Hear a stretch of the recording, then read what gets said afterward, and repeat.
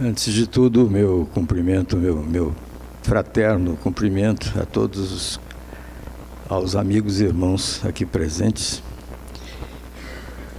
Estava me lembrando agora, faz 2 minutos, que estando em Lisboa, para palestras também, né? Eu perguntei a um senhor que dirige o Grupo Espírita Batuíra, em Algés, que é a Grande Lisboa. Eu perguntei, era noite de quinta-feira e eu ia fazer uma palestra no sábado. Eu falei, vocês têm algum tema que estejam querendo ou precisando? Ele foi e disse, olha, Portugal está vivendo uma crise tão terrível que alguma coisa sobre o medo seria ótimo. E eu achei que era o momento de repetir. Isso porque nós estamos vivendo uma crise nada fácil, bastante difícil, e que tem também trazido certos temores a todos nós, Então, ficamos com o título Dos Labirintos do Medo à Pacificação Divina. E este é um tema que diz respeito a todo ser humano, sem nenhuma exceção. Naturalmente que há aqueles mais explicitamente temerosos, que não fazem questão de despistar nada, eles são temerosos e dizem que são pessoas vítimas do medo, não é? E não é, mas é uma pessoa meio desavisada, não.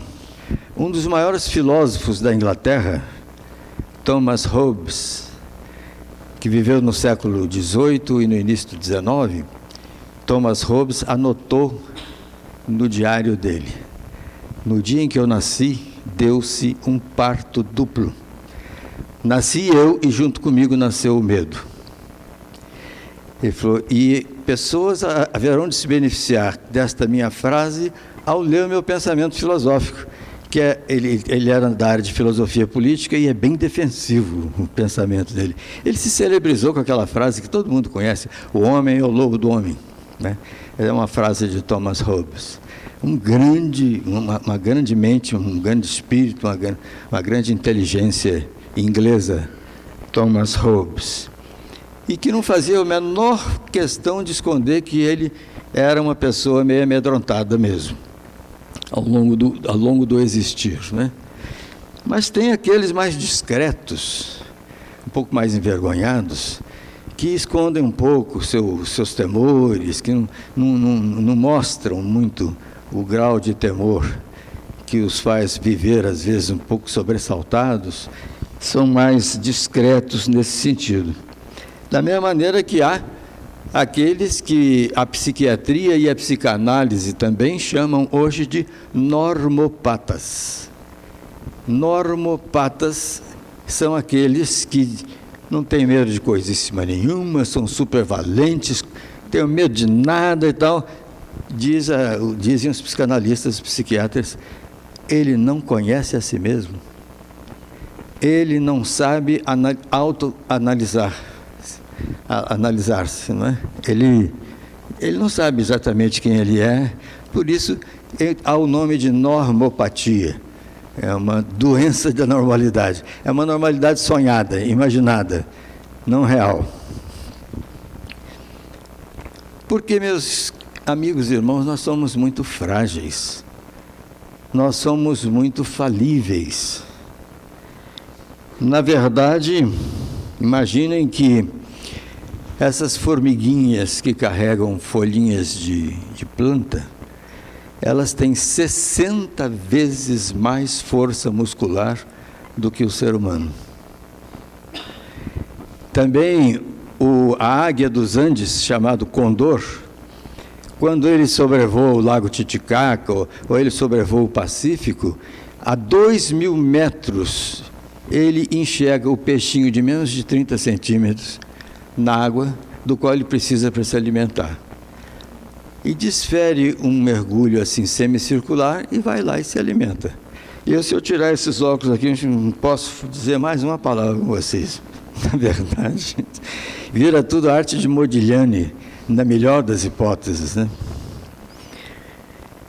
Então, somos muito frágeis, somos muito falíveis e nós temos consciência disso. Nós sabemos disso se soubermos avaliar o nosso cotidiano. E os estudiosos dessa questão do medo, porque Freud retoma Thomas Hobbes, ele diz, nossa, isso é muito bem dito por Thomas Hobbes, e Freud faz profundos estudos sobre a vida amedrontada. Existir é um risco, viver é um risco, atravessar uma rua é um risco. Então, o ser humano, ele é um pouco amedrontado mesmo. Então, Freud diz, não é pouco não, é bastante amedrontado. Então, hoje, a psicologia atual,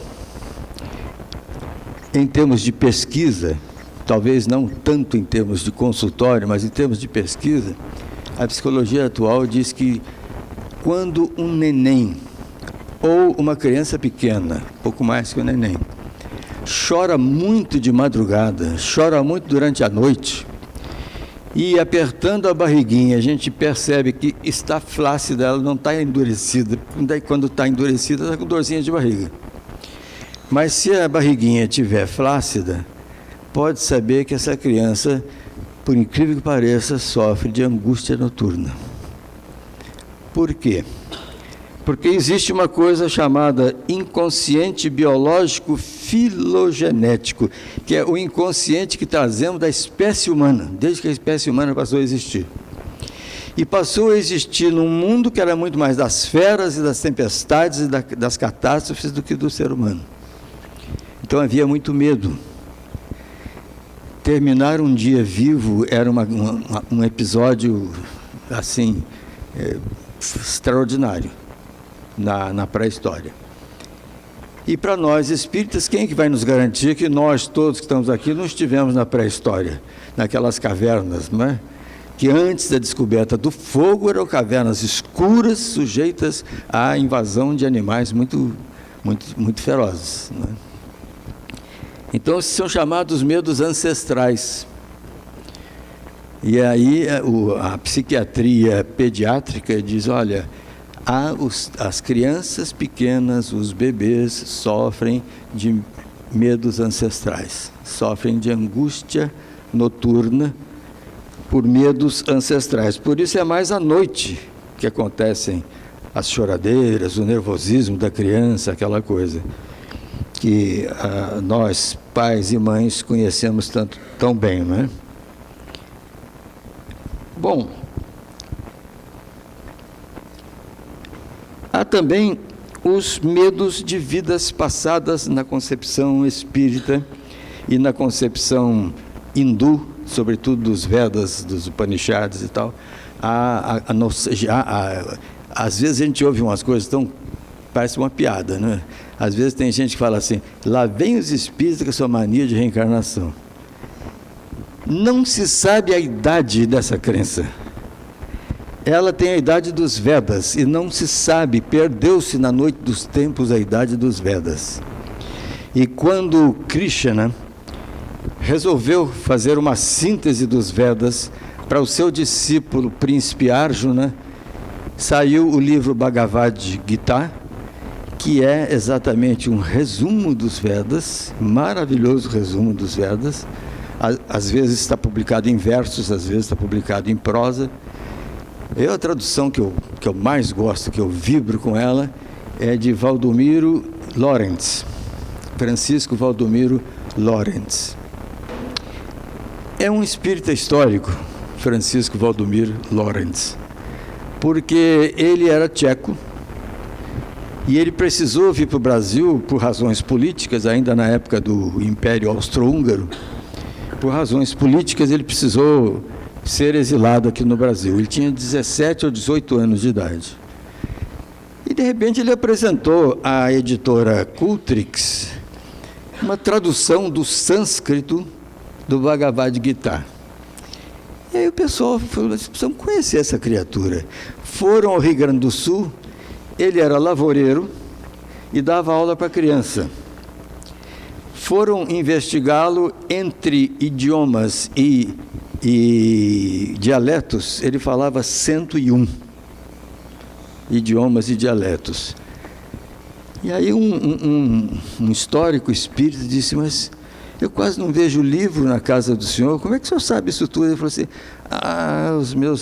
os meus amigos espirituais me ajudam muito, me ajudam muito. Então, ele era um homem muito mais do que apenas um poliglota, mas era um multiglota, uma pessoa que falava mais de 100 entre idiomas.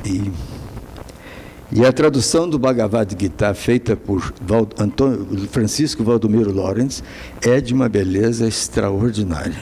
Uma beleza extraordinária.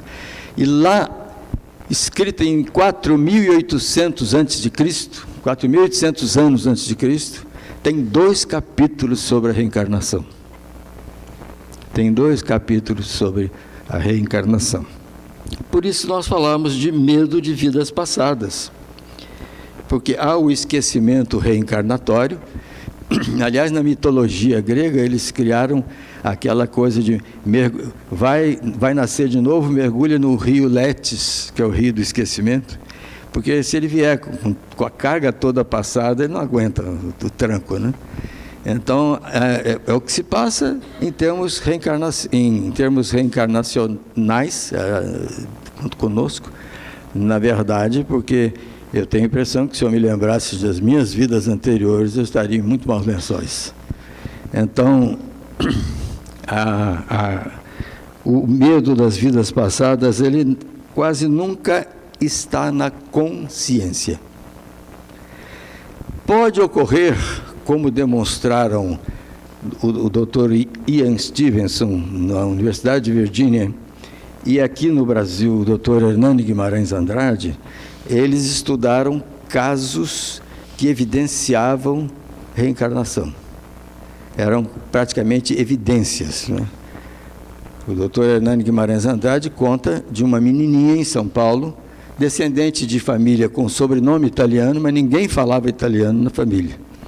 E ela conversava com a boneca o tempo todo em italiano. Minha bambolina cara, minha bonequinha querida, e conversava em italiano, mas assim como falasse português. Tinha 5 anos. E o Dr. Hernani Guimarães Andrade, então, a família o chamou, e ele falou, mas vai ser com grande prazer que eu vou pesquisar este caso.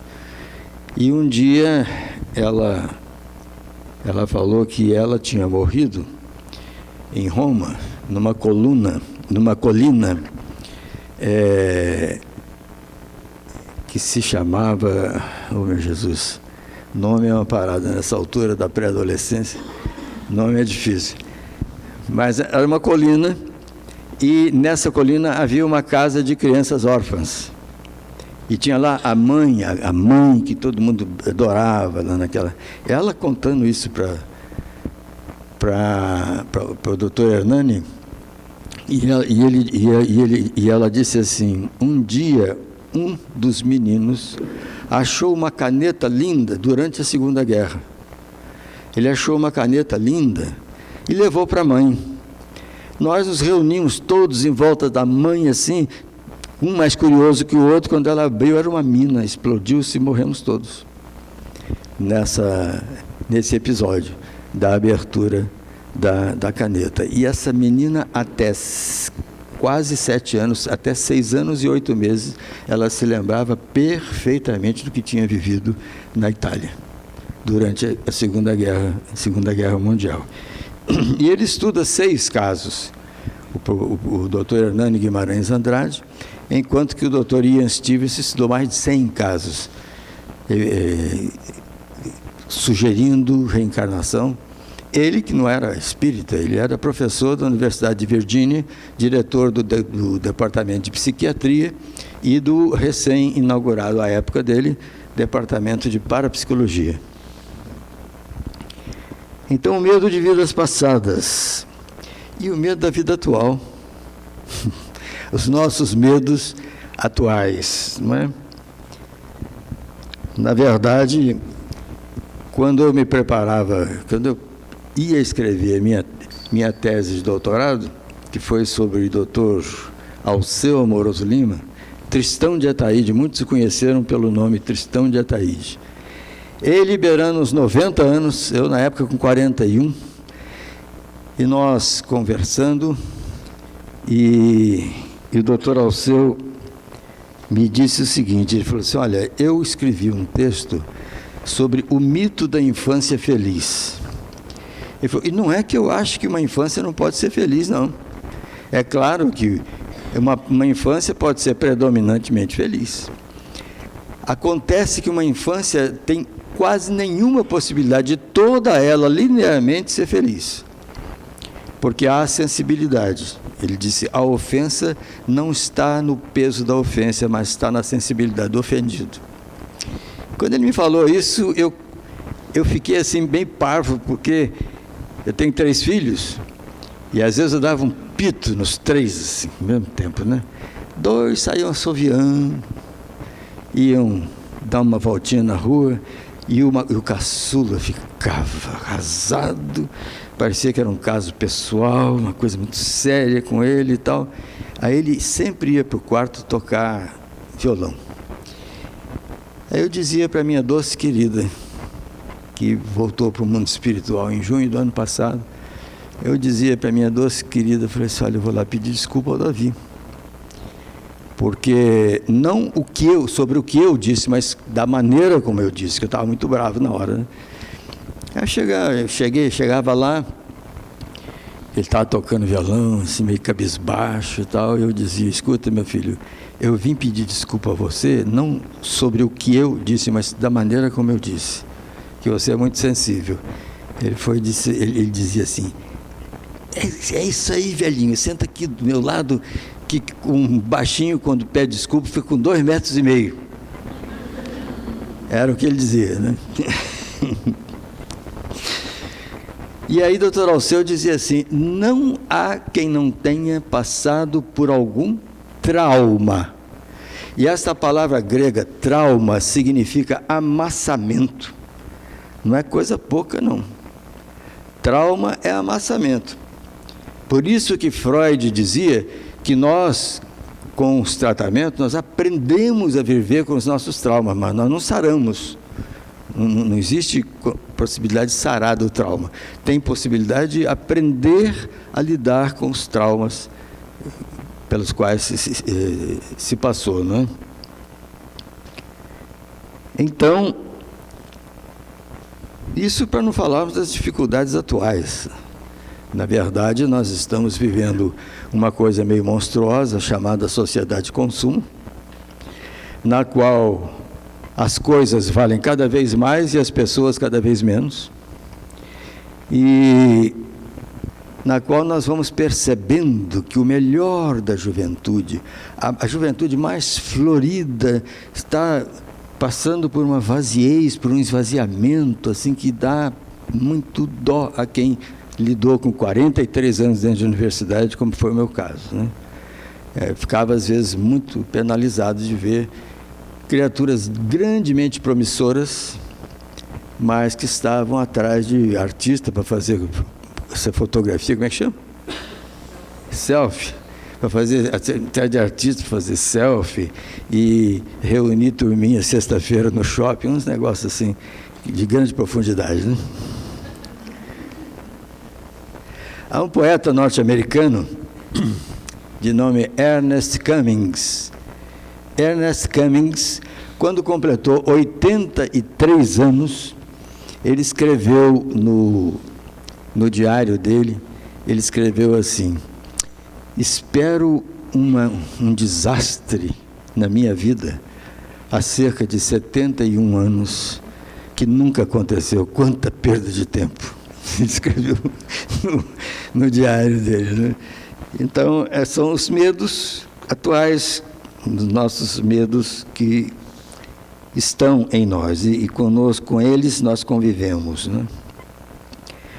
E nós somos seres humanos muito marcados pelos temores.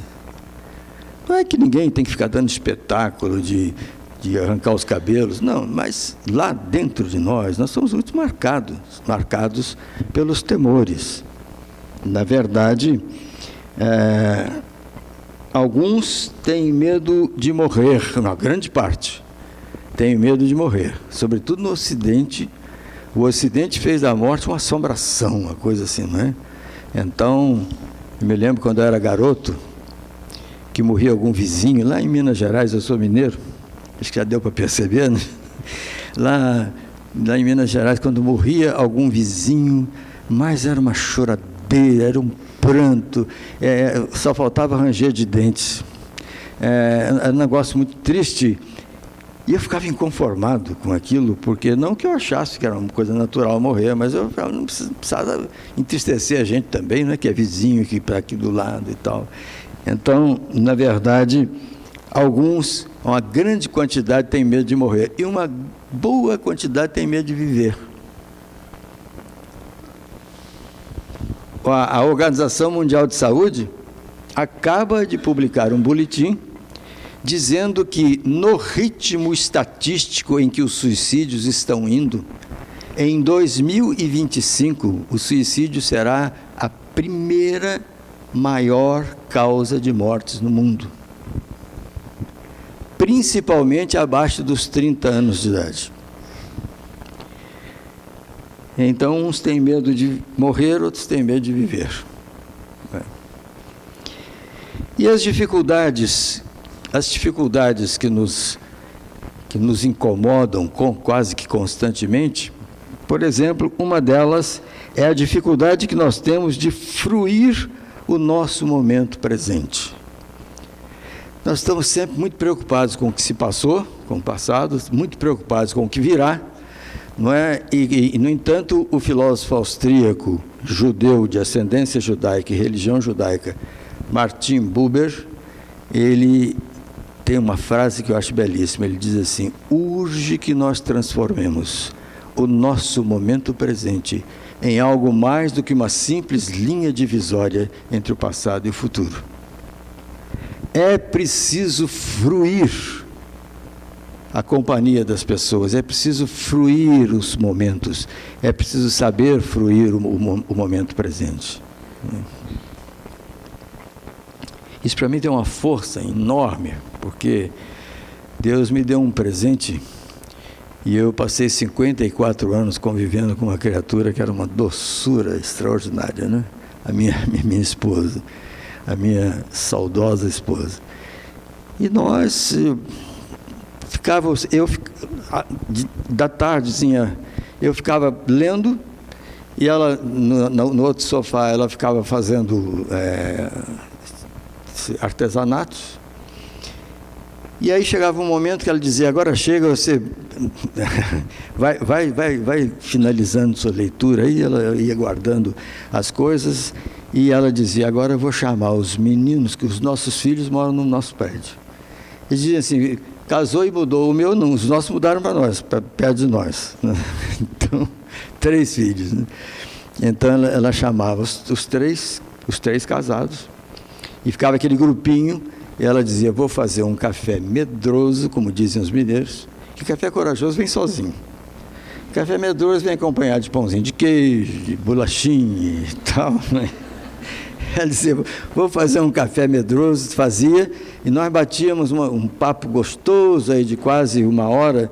Depois eles subiam e nós, todas as noites, ouvíamos ou revíamos um filme que nos agradasse muito. O que víamos iria ver se agradava. Os que revíamos, imagine que nós chegamos a ver Fanny e Alexander 21 vezes juntos. Depois eu falei para ela: se passar disso, nós precisamos ir ao psiquiatra. Então agora 21 tá bom, 21 vezes, porque é lindíssimo, né? Foi a descoberta, foi a despedida do Ingmar Bergman do cinema. Ele anunciou que ia fazer um filme com toda a alma e com todo o coração e com toda a inteligência, porque seria a despedida dele do cinema. E realmente é uma obra de arte magnífica. Fanny e Alexander são 2 crianças irmãs. A dificuldade de fruir o momento presente, como se nós fôssemos uma corda esticada entre o passado e o futuro. Também os nossos momentos de alegria. Acho que vocês já viram pessoas que dizem assim, nossa, eu tenho tido uns dias tão bons. Alguma coisa vai acontecer por aí. Acho que todo mundo já viu isso, né? E eu tenho passado uns dias tão bons que eu estou até meio com medo, alguma coisa vem por aí. A própria alegria trazendo um ressaibo de medo, né? E a mídia, os meios de comunicação de massas, são muito cruéis conosco. Na verdade,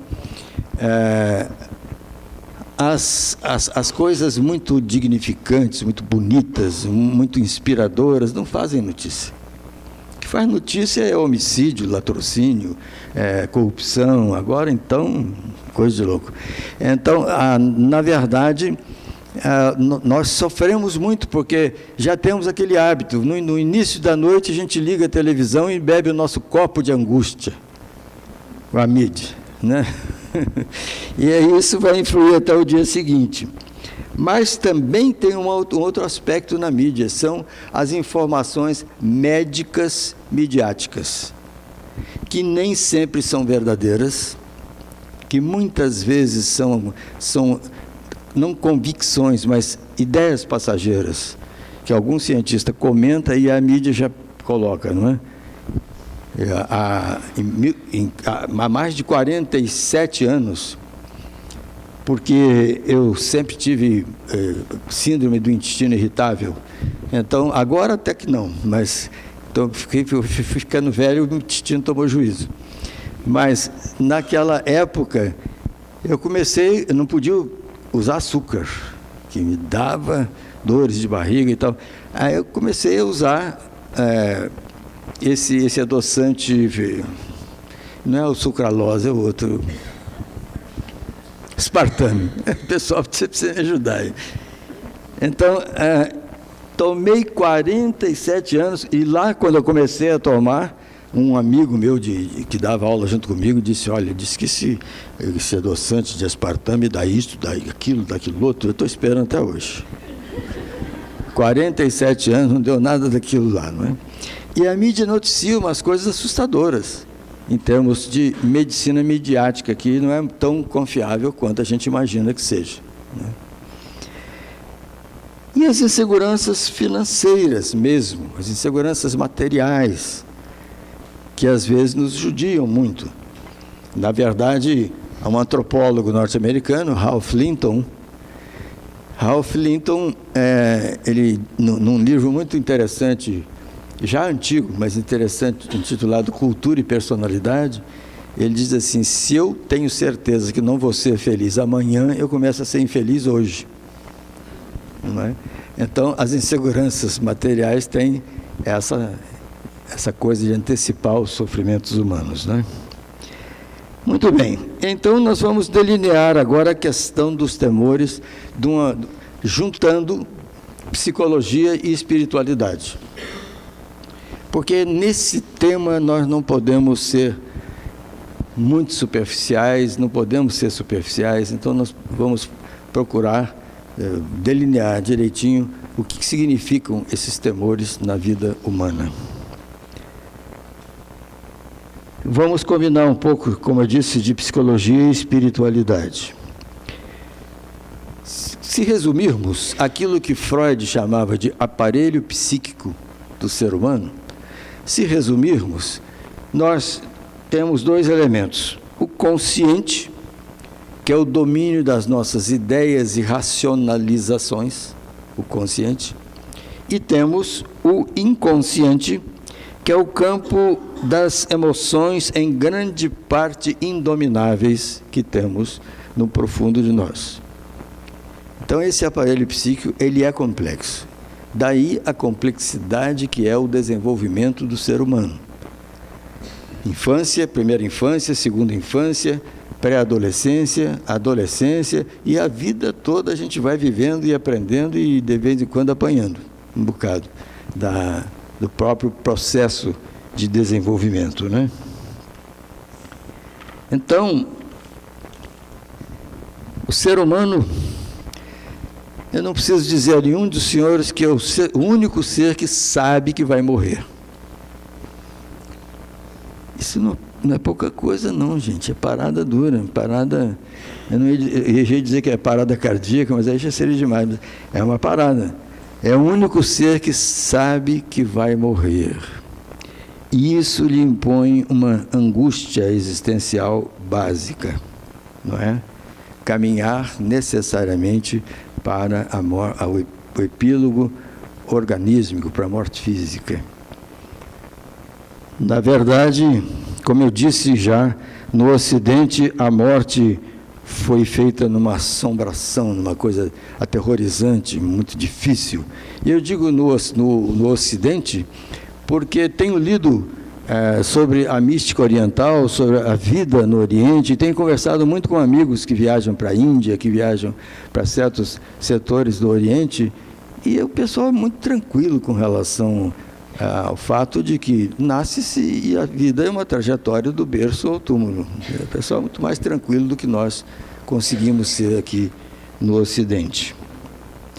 Os espíritas, os espíritas, costumamos dizer que conscientemente a morte é uma farsa, é nada, mas a gente não está querendo muito de namoro com ela não.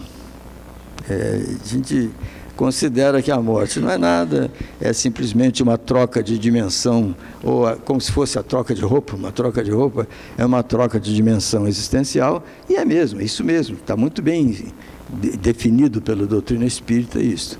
Porém, inconscientemente, há uma ansiedade básica que em nós espíritas também é ligada à morte, não só nossa, mas daqueles que nós amamos. Me lembro de uma entrevista que estava sendo concedida pelo casal Mário Covas e esposa, o ex-governador de São Paulo, a Clodovil. Os três já foram para o andar de cima, como se diz, né? Então, Clodovil pergunta ao Dr. Mário Covas, e como é perder uma filha aos 19 anos num desastre de moto? Esse é meu celular que tá criando problema lá com alguém. Muito bem. Então, o Dr. Mário Covas disse, olha, Clodovil, primeiro eu preciso dizer a você que minha esposa e eu somos espíritas. Mas a segunda coisa que eu preciso lhe dizer é que a gente sofre do mesmo jeito. Sofremos muito com a perda daquela filha, que ela era muito iluminada, muito alegre, um sorriso lindo e tal. Sofremos demais quando aquela filha se foi. Mas uma coisa interessante começou a ser observada por nós, é que as nossas crises de sofrimento, elas foram se espaçando, então nós descobrimos que o tempo é o outro nome de Deus.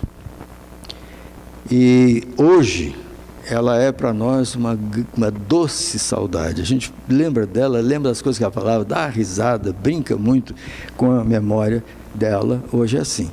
Mas no início não, no início sofremos muito com a perda daquela filha aos seus 19 anos, né? Pois bem, no Livro dos Espíritos, há uma questão. Kardec era o grande perguntador, um extraordinário perguntador.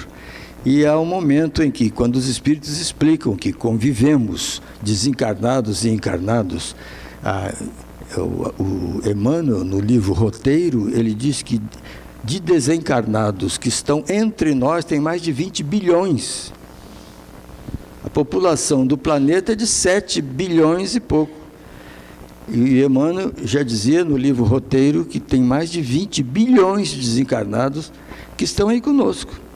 Não estão nas ruas, estão nos locais de trabalho, estão nas escolas, estão nas residências. Depende do que a residência atraia, tem lá visita que a pessoa não vê.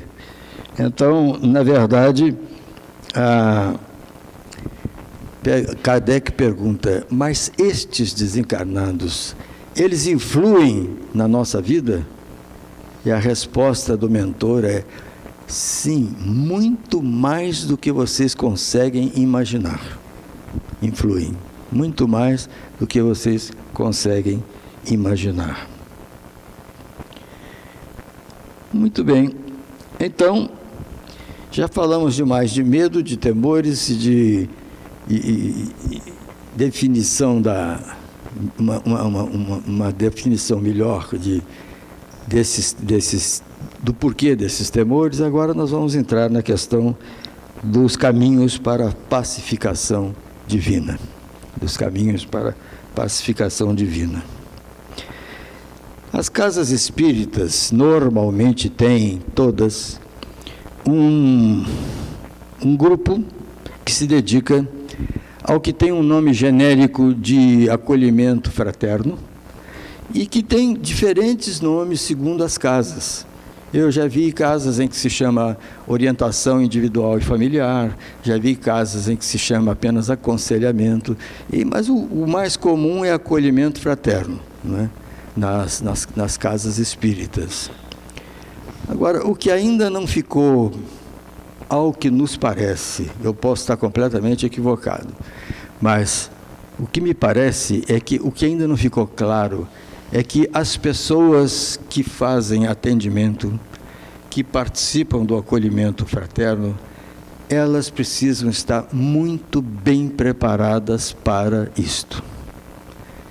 Precisa haver um treinamento importante em termos de dialogia, habilidade dialógica, não é? Um dia eu trabalho aqui na Casa de Jesus há 22 anos, nessa orientação, né?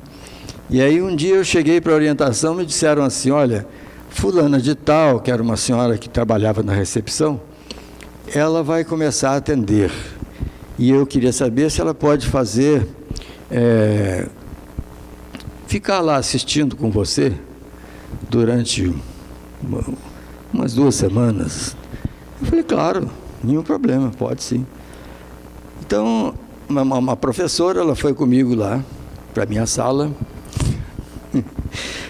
A professora foi comigo lá para a minha sala e a primeira pessoa que eu atendi era uma senhora, digamos assim, que teria uns 60 anos, e essa senhora estava muito chorosa, porque ela disse que ela adorava os filhos, que ela tratava muitíssimo bem os filhos, que ela procurava prover tudo que os filhos precisavam, mas que os filhos não a tratavam bem.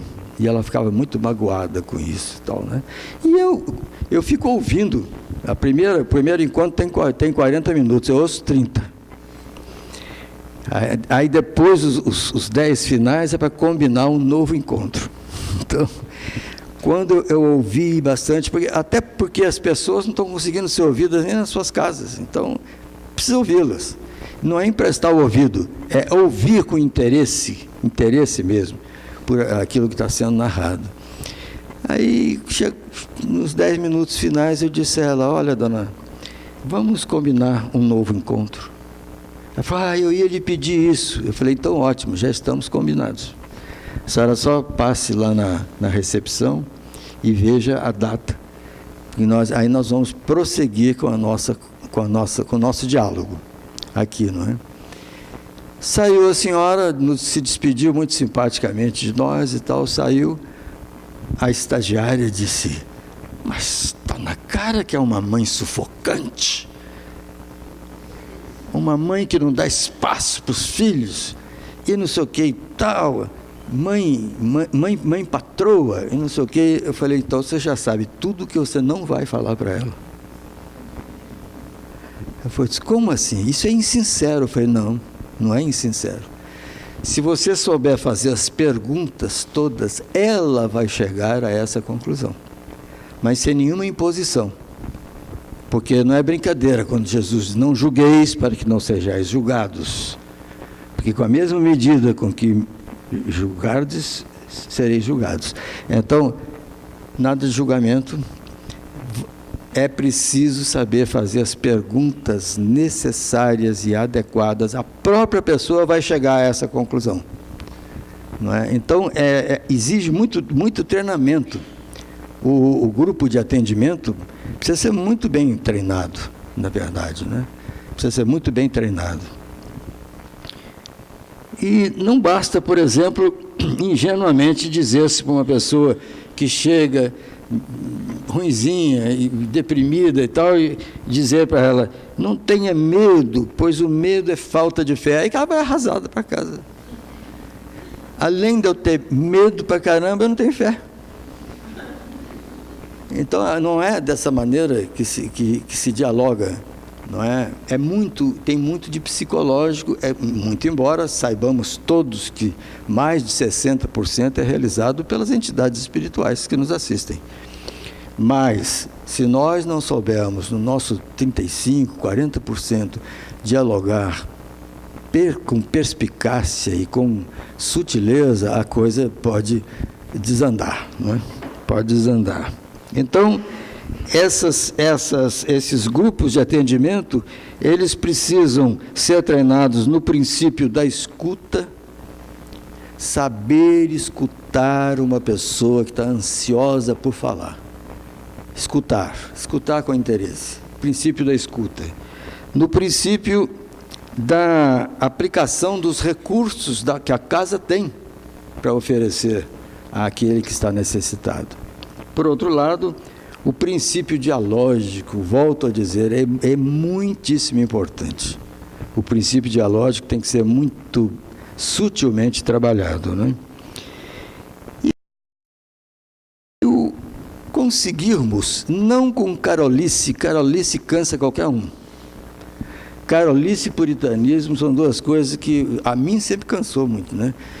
Sempre cansaram muito. Então, sem carolice, levar a pessoa a perceber a força da prece. A força da prece. Porque o próprio Cristo disse, pedi e obtereis. Batei e abrir-se-vos-á. Então, nós não podemos descrer disso, não é? Na verdade. Então, nós temos que desenvolver em nós a verdadeira dimensão da fé.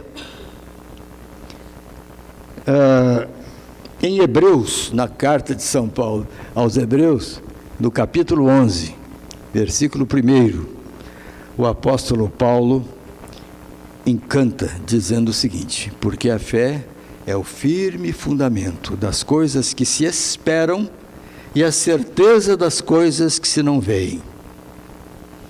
O apóstolo Paulo está dizendo que fé é esperança. Então, 17 séculos depois, o grande matemático e filósofo Blaise Pascal, ele que viveu só 39 anos, mas marcou a humanidade, né? Blaise Pascal disse, meu Deus, eu li esse versículo, e foi aí que eu entendi que fé é apostar uma existência inteira na intuição da grande presença. Olha que coisa mais linda. Fé é apostar uma existência inteira na intuição da grande presença. Eu atravessava a ponte Rio-Niterói, quando fui dar umas palestras lá, eu ando por aí, né? Então, fui dar umas palestras em Niterói, e também no CELD, Centro Espírita Leão Denis, no Rio de Janeiro. E um querido amigo do CELD foi me levar a Niterói, uma noite, e quando nós estávamos no meio da ponte Rio-Niterói, eu falei para ele, olha, Saulo, o nome dele. Eu falei, Saulo, tem uma coisa que está sendo muito difícil para mim, há mais de 40 anos. É o momento em que Kardec usa a expressão fé raciocinada, porque não bate com o apóstolo Paulo. Repetiu o versículo do apóstolo Paulo, porque a fé é o firme fundamento das coisas que se esperam e a certeza das coisas que se não veem. Ele foi, eu acho que uma entidade chegou ali naquela hora, porque ele ficou assim meio diferentinho, o meu amigo, e falou para mim assim, vamos contextualizar. Logo depois da Revolução Francesa, ficou muito aceita a expressão fé cega.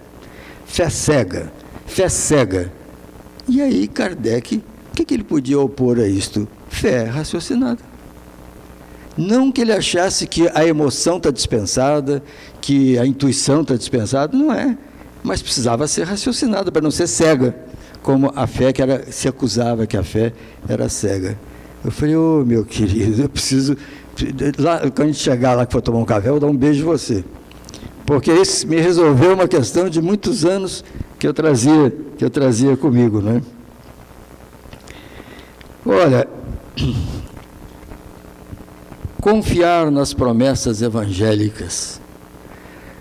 Há promessas feitas pelo próprio Mestre Jesus.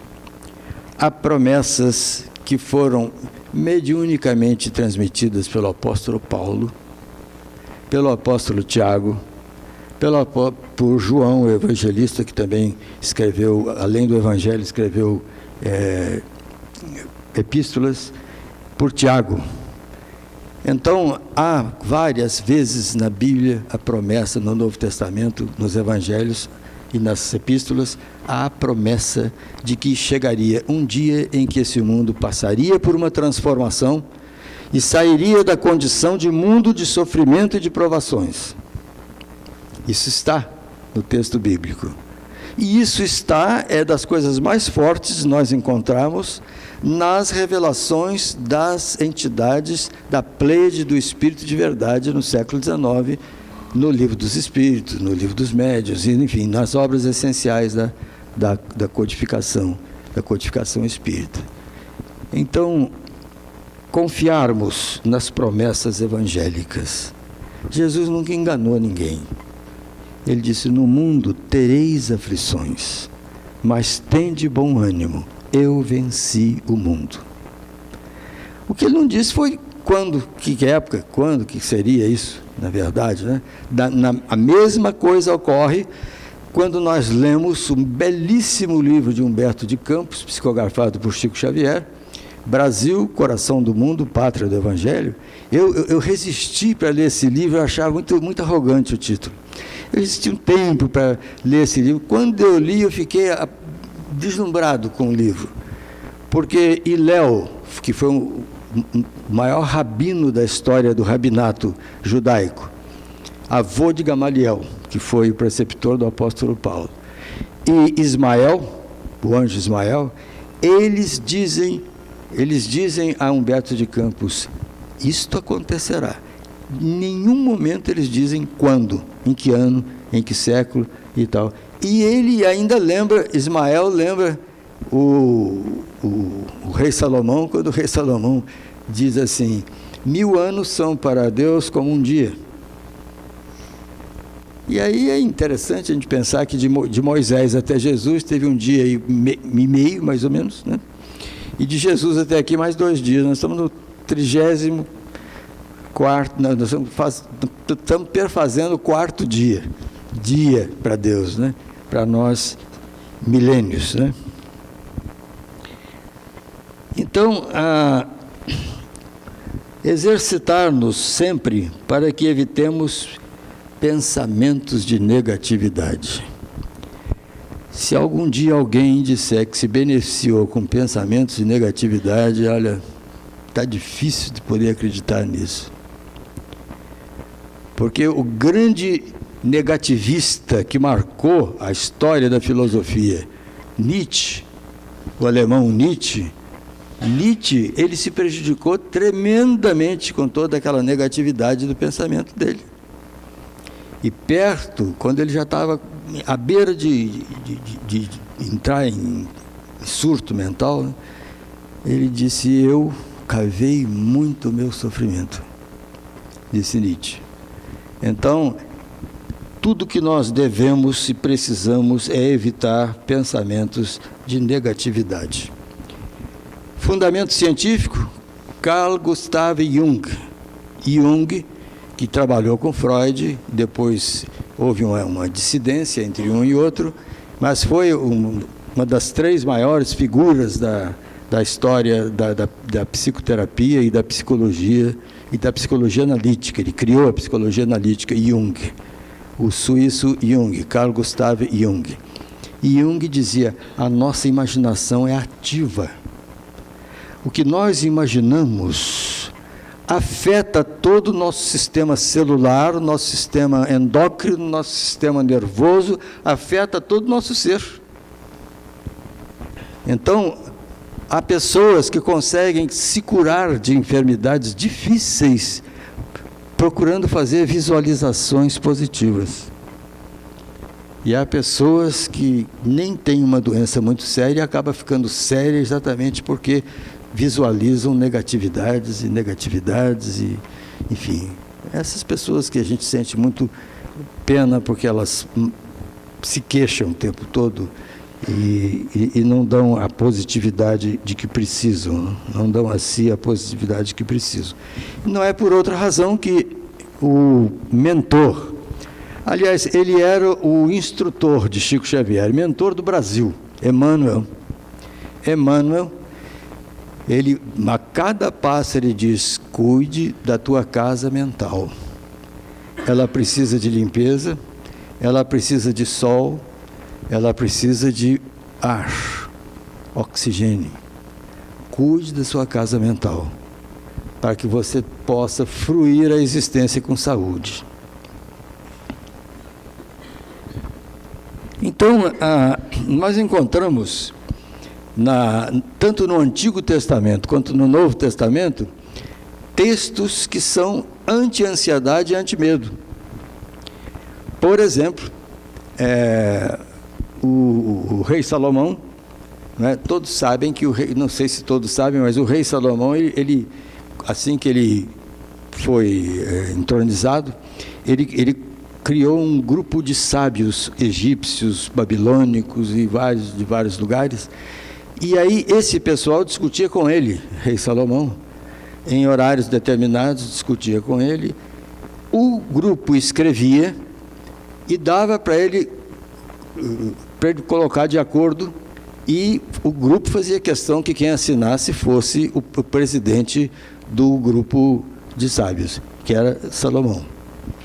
E o rei Salomão, no livro do Eclesiastes, que é também chamado o livro do pregador, o rei Salomão diz: tudo tem seu tempo determinado. Nada acontece antes nem depois do tempo aprazado por Deus. Há o tempo de rir, há o tempo de chorar. Há o tempo de plantar, há o tempo de colher. Há o tempo de abraçar, há o tempo de afastar-se de abraçar. E assim vai o rei Salomão e volta, termina o texto, porque tudo tem seu tempo determinado e nada acontece antes nem depois do tempo aprazado por Deus. É um texto anti-ansiedade assim, extraordinário, que nós encontramos lá no Eclesiastes. Séculos depois, bons séculos depois, o Mestre Jesus toma o mesmo tema para si, ainda com mais poesia e beleza, quando ele diz: não vos preocupeis com o dia de amanhã, basta a cada dia os seus trabalhos. Não vos preocupeis com o que havereis de vestir, com o que havereis de comer. Não vos preocupeis, porque olhai as aves do céu, que não semeiam, não colhem, e Deus delas cuida. Olhai os lírios do campo. Nem Salomão, no esplendor da sua glória, se vestiu como uma dessas flores. Portanto, não vos preocupeis com o dia de amanhã, basta a cada dia os seus trabalhos. Psicólogo chamado Jesus Cristo, né? que transmitiu essa belíssima mensagem, essa poética ao seu tempo. E assim, esse é o momento muito bom para a gente pensar assim: eu posso mudar o mundo? Cada um de nós? Não. Mas cada um de nós pode mudar a sua forma de lidar com o mundo. Eu não posso mudar o mundo, mas eu posso mudar a minha maneira de lidar com o meu mundo. Isso é que importa, né? Na verdade. Então, eu vou pedir a vocês que nós encerremos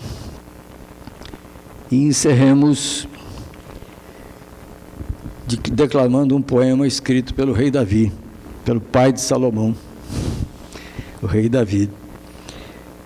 E esse poema é muito amado e conhecido como Salmo 23.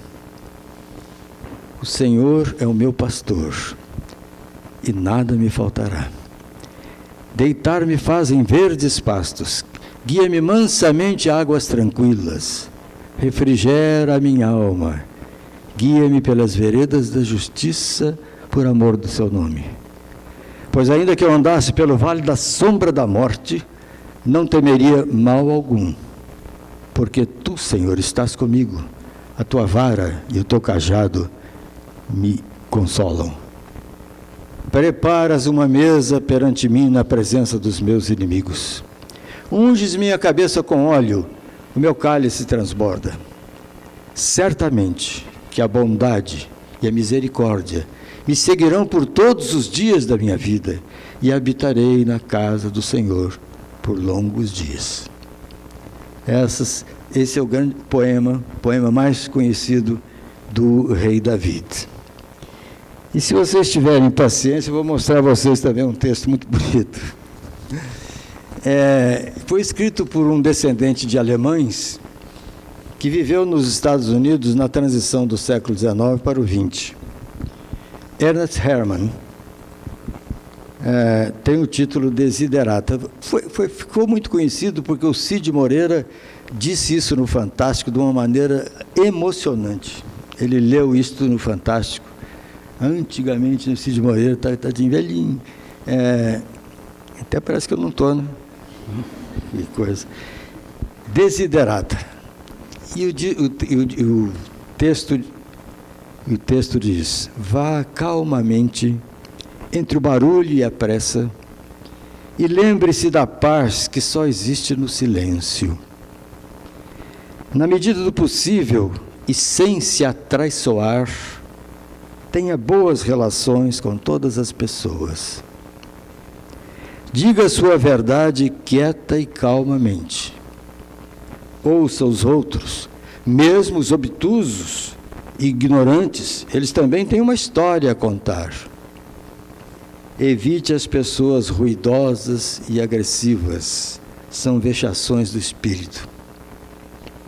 Se você se comparar aos outros, você se tornará ora vaidoso, ora amargo, pois há sempre pessoas que lhe são inferiores e pessoas que lhe são superiores. Goze tanto as coisas que você realizou, quanto os seus sonhos. Mantenha-se interessado naquilo que você faz, por humilde que seja. Num tempo em que tudo muda sem parar, aquilo que você sabe fazer é algo que realmente lhe pertence. Pratique a prudência nos seus assuntos comerciais, pois o mundo está cheio de trapaças. Mas não deixe que isto faça cego para as virtudes que existem, e muito. Muitas pessoas lutam por ideais altíssimos. Em toda parte a vida está cheia de heroísmo. Seja você mesmo. Não finja afeição. E nem seja cínico acerca do amor. Apesar da aridez e do desencanto, ele, o amor, vive teimosamente como capim.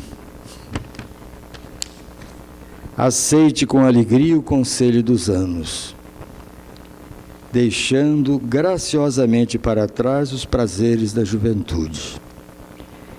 Crie força de espírito para proteger-se na desgraça repentina. Não se aflija, porém, com coisas imaginadas. Muitos temores nascem do cansaço e da solidão. Tenha uma disciplina saudável, mas seja gentil para com você mesmo. Você é um filho do universo, tanto quanto as árvores e as estrelas. Você tem o direito de estar aqui. E quer você saiba disto ou não, o fato é que o universo caminha como deve. Por isso, esteja em paz com Deus. Não importa como você pensa que Ele é ou o nome que lhe dê. E a despeito da barulhenta confusão da vida, mantenha-se em paz com a sua alma. Com todos os seus enganos, labutas e sonhos não realizados, este continua a ser um belo mundo. Cuide-se, esforce-se por ser feliz. Muito obrigado.